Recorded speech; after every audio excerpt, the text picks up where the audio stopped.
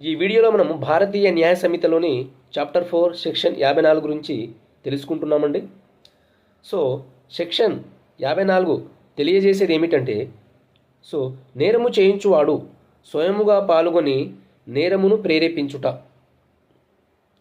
వంటి సందర్భంలో శిక్ష ఎలా ఉంటుందనేది ఈ సెక్షన్ వివరిస్తుందండి.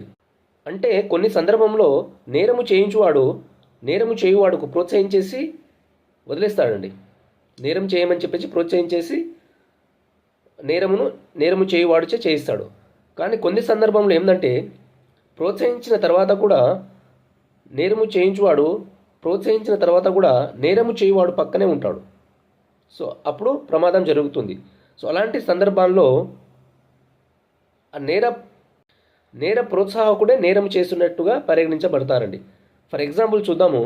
ఒక లారీ డ్రైవరు ఒక 15 సంవత్సరాల పిల్లవాడిని కూర్చోబెట్టుకొని, సో నువ్వు లారీ డ్రైవ్ చేయి, నేను పక్కన కూర్చుంటా అని చెప్పేసి లారీ 15 సంవత్సరాల పిల్లవాడికి ఇచ్చి నడుపుతుండగా ఒక ప్రమాదం జరిగింది.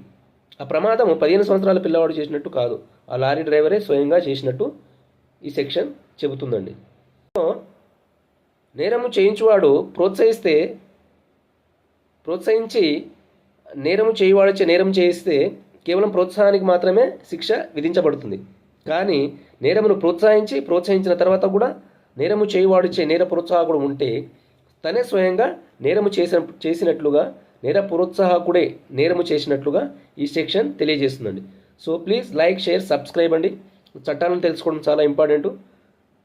బిఎన్ఎస్ అంటే భారతీయ న్యాయ సంహిత. భారతదేశంలోని నేరాలన్నిటికీ ఈ చట్ట ప్రకారంగానే శిక్షలు విధించబడతారు. శిక్షలు ఏమిటి, నేరాలు ఏమిటి అని ప్రతిదీ తెలుసుకోవాలంటే లైక్, షేర్, సబ్స్క్రైబ్. మరి నేను బిఎన్ఎస్లోని అన్ని సెక్షన్లను నేను వీడియోస్ ఇస్తాను. మీరు తెలుసుకోవడం బాధ్యత అండి. నేను మీకు పూర్తిగా ఒక్కొక్క వీడియోలో ఒక్కొక్క సెక్షన్ గురించి పూర్తిగా కంప్లీట్ ఇన్ఫర్మేషన్ ఇస్తాను. Like, share, subscribe please.